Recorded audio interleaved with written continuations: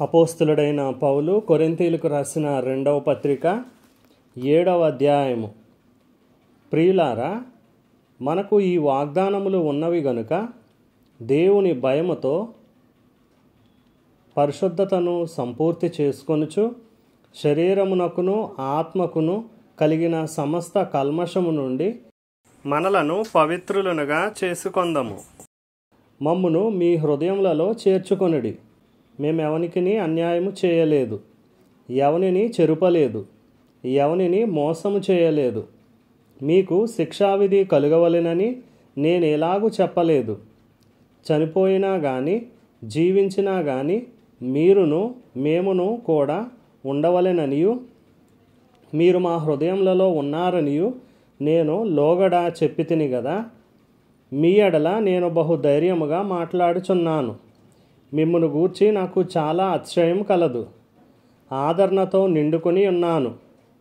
మా శ్రమ అంతటికి మించిన అత్యధికమైన ఆనందముతో ఉప్పొంగుచున్నాను.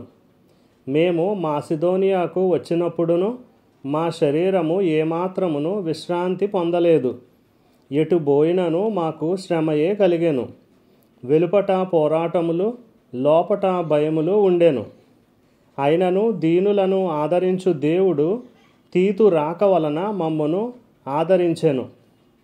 తీతు రాక వలన మాత్రమే కాకుండా అతడు మీ అత్యభిలాషను, మీ అంగలార్పును నా విషయమై మీకు కలిగిన అత్యాసక్తిని మాకు తెలుపుచు తాను మీ విషయమై పొందిన ఆదరణ వలన కూడా మమ్మును ఆదరించెను గనుక నేను మరి ఎక్కువగా సంతోషించితిని.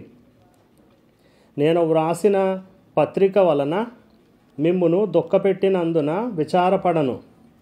నాకు విచారము కలిగినను ఆ పత్రిక మిమ్మును స్వల్పకాలము మట్టుకే దుఃఖపెట్టెనని తెలుసుకొని ఉన్నాను. మీరు దుఃఖపడితిరని సంతోషించుట లేదు గాని మీరు దుఃఖపడి మారు మనస్సు పొందితిరని ఇప్పుడు సంతోషించుచున్నాను. యాలయనగా ఏ విషయంలోనైనను మా వలన మీరు నష్టము పొందకుండుటకై దైవ చిత్తానుసారముగా దుఃఖపడితిరి. దైవ చిత్తానుసారమైన దుఃఖము రక్షణార్థమైన మారు మనస్సును కలుగజేయును. ఈ మారు మనస్సు దుఃఖమును పుట్టించదు, అయితే లోక సంబంధమైన దుఃఖము మరణమును కలుగజేయును.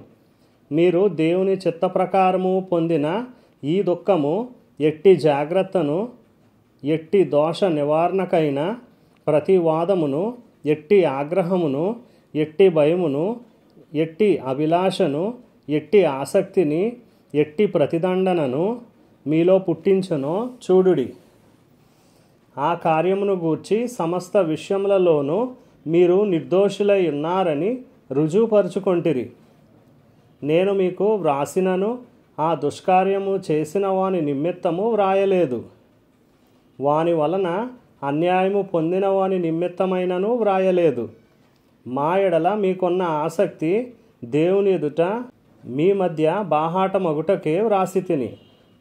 ఇందుచేత మేము ఆదరింపబడితిమి. అంతేకాదు, మాకు ఈ ఆదరణ కలిగినప్పుడు తీతు యొక్క ఆత్మ మీ అందరి వలన విశ్రాంతి పొందినందున అతని సంతోషమును చూచి మరి ఎక్కువగా మేము సంతోషించితిమి. యాలయనగా నేను అతని ఎదుట మీ విషయమై ఏ అతిశయపు మాటలు చెప్పినను నేను సిగ్గుపరచబడలేదు. మేమెలాగూ అన్నిటినీ మీతో నిజముగా చెప్పితిమో అలాగే మేము తీతు ఎదుట మీ విషయమై చెప్పిన అతిశయపు మాటలు నిజమని కనబడెను. మరియు మీరు భయముతోనూ వణకుతోనూ నన్ను చేర్చుకొంటిరని అతడు మీ అందరి విధేయతను జ్ఞాపకము చేసుకొనుచుండగా అతని అంతఃకరణము మరి ఎక్కువగా మీ ఎడల ఉన్నది. ప్రతి విషయములోనూ మీ వలన నాకు ధైర్యము కలుగుచున్నది గనుక సంతోషించుచున్నాను.